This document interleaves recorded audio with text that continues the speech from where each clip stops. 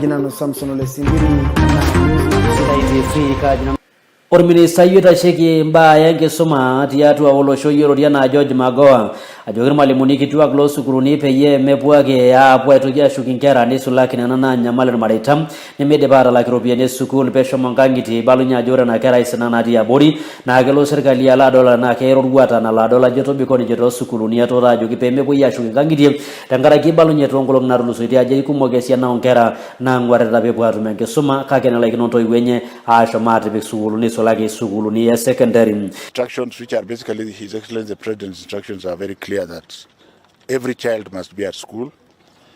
All day schools are free of charge within the walking distance of many children. So any child who has not gone to school should be taken there. I have directed many times that no teacher in this republic should send a child back home from a day school for any charge which is illegal. This is because the government of His Excellency Uhuru Muigai Kenyatta has already sent money for running those schools at this particular time. If you must provide lunch for your children and some can't afford, and you are not very nice, then don't give them any food. But you have no right to send them home. I've had reports, and I think we are going to take very firm action against some head teachers and principals who are Takuliko mono ishorite enkiroshi neibalunye serkali eimu oloti lorkomishonai te sub county Transmara yioloti enaa Hassan Nur Hassan ajo nchere kepuoi aayie orwuata oltung'ani pookin olo aitoki ayau mbaa enkirrikino torpolosie lenoorete tenebo wenkararo otoduaki oshi imbaa enkarruisho toolarin kumok era inkajijik naamanya ina baata olosho ibalunye Nur Hassan ajo ore oltung'ani pookin olo ayau mbaa enkuretisho tenebo ombaa naidimayu ataa keyayu enkirrikino naa kepuoi aayie eroruata e sheria. Nyinyi dunia yote tamulika hapa. Shida ya watu wawili mnahitana. Mtu anatoka sijui Mapashe, mwingine anatoka Nkopirian wapi huko Moita, anakuja kupigana. Vijana ngapi wamekufa hapa? Wengi. Anatoka hapo kwa mpaka hako na shamba. So wale wamekufa wote anatoka mbali. Hatutakubali mtu kupotesha maisha. Jukumu ya serikali ni kuhakikisha kwamba kuna mali na maisha ya mtu inalindwa. Na kitu ya kwanza ni maisha, si ndio? Hata kabla ya ardhi ni maisha. So tutaleta askari hii dunia, tutamwaga kama njugu. Tutasema this area is a disturbed area. Unajua disturbed area kwa Kimasai inaitwa nini? Takuliko moni reshito sira rape bo wabaya dukuya olturu itasheki engelare orpolosien lagashapok nogre ngorwolori kalerais tolosho le Kenya kolongi narantu moni napishana wile na ngorpepo yengelare wondering now dola balisiele lari longal sunyere wotikita mare elimulo moni njere ore abaiki ngolene shomo ilo turros jae mba yengelare tenebo orpolosien abwai wenye iltung'anak koratu monobo grapa ngorwolori kalerais tenkaraki ana ibalunyeki ajituko atume mba itabayamba na ngwarita bailo turule IBC pepo ya aitabayakim.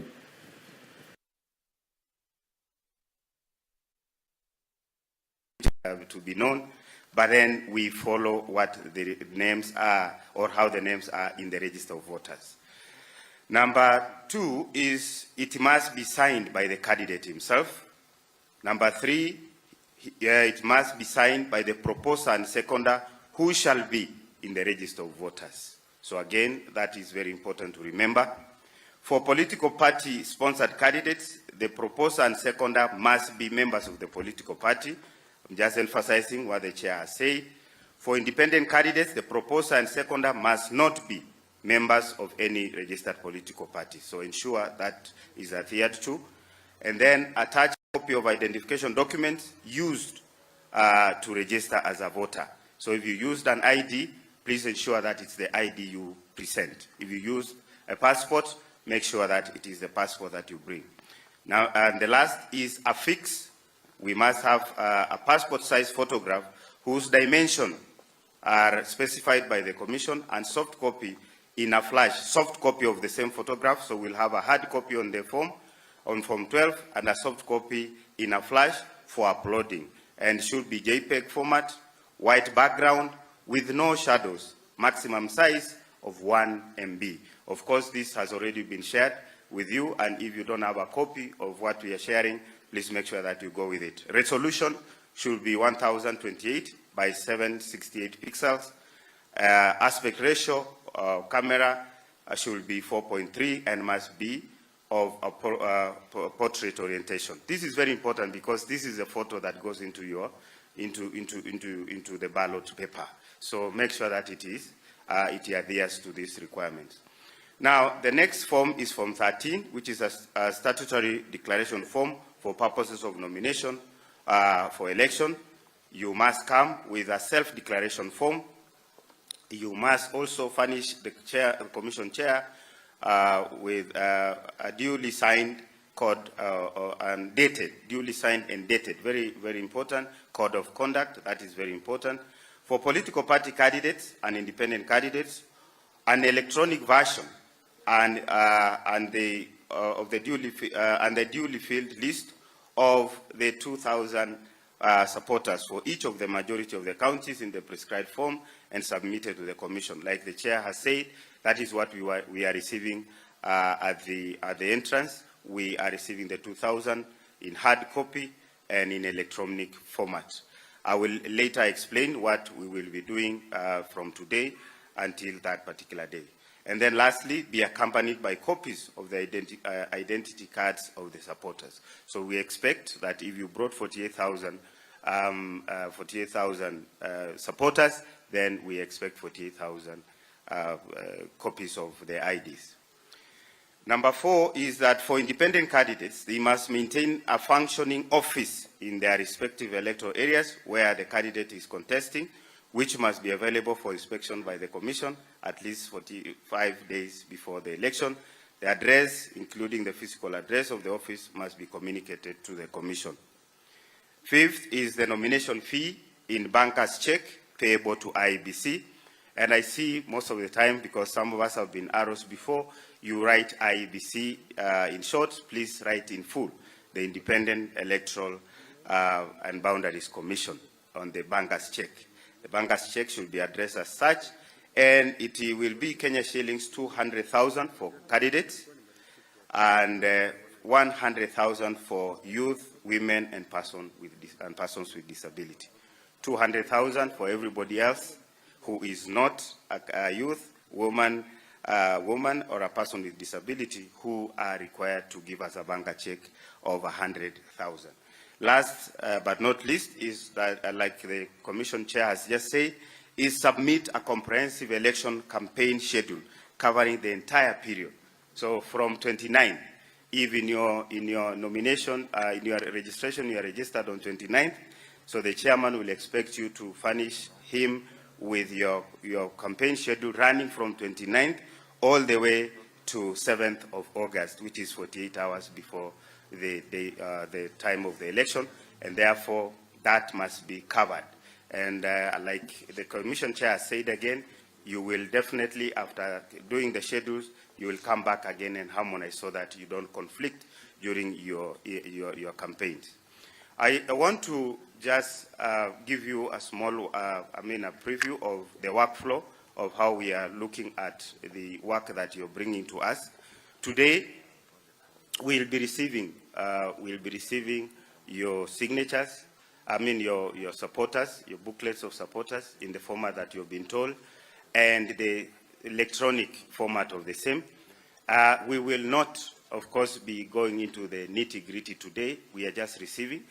And we are saying that once the presidential aspirants or representatives bring their documentation, then we will ask again that you sign a declaration that they have witnessed the collection that we have received.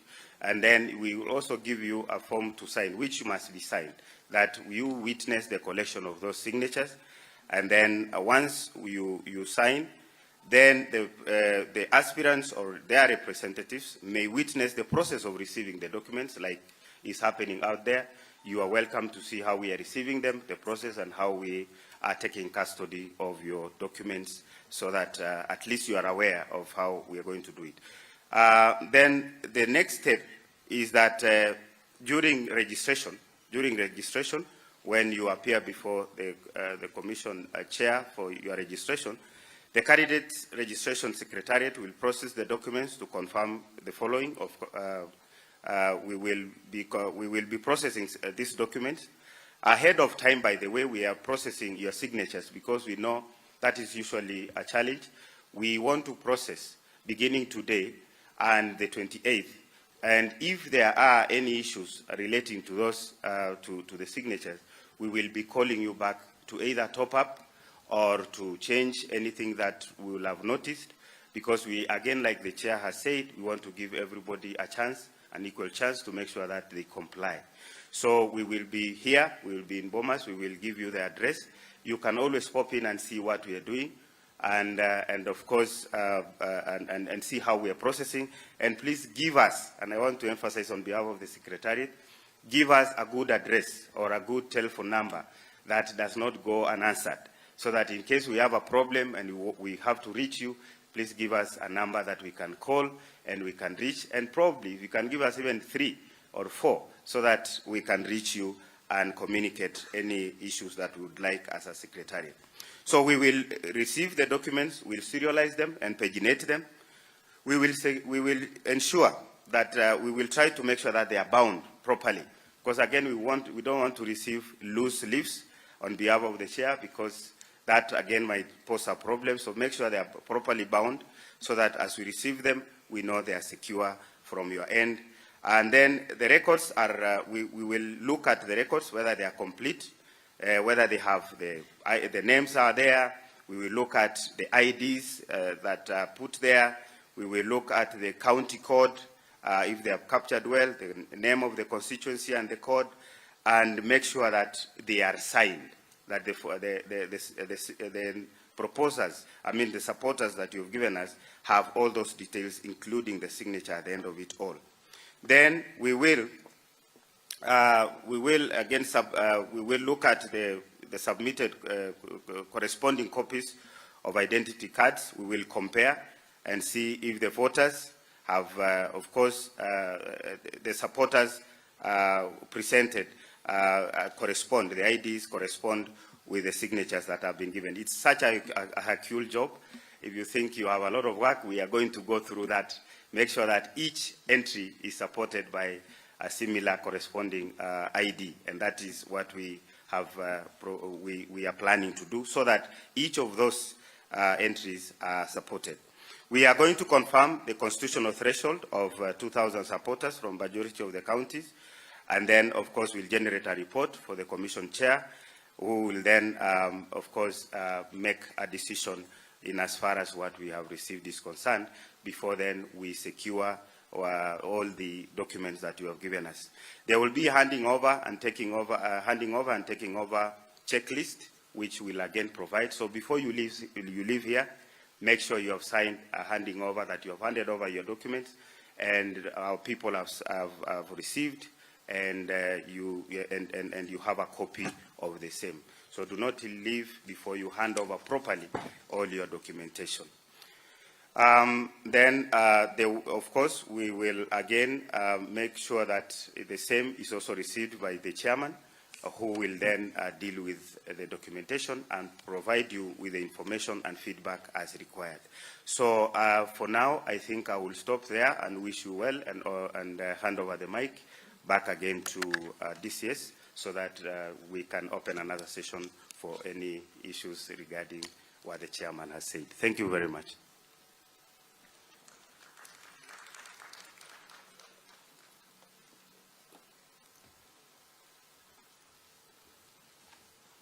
Thank you so much, Mr. Sunguli, for clarifying many issues.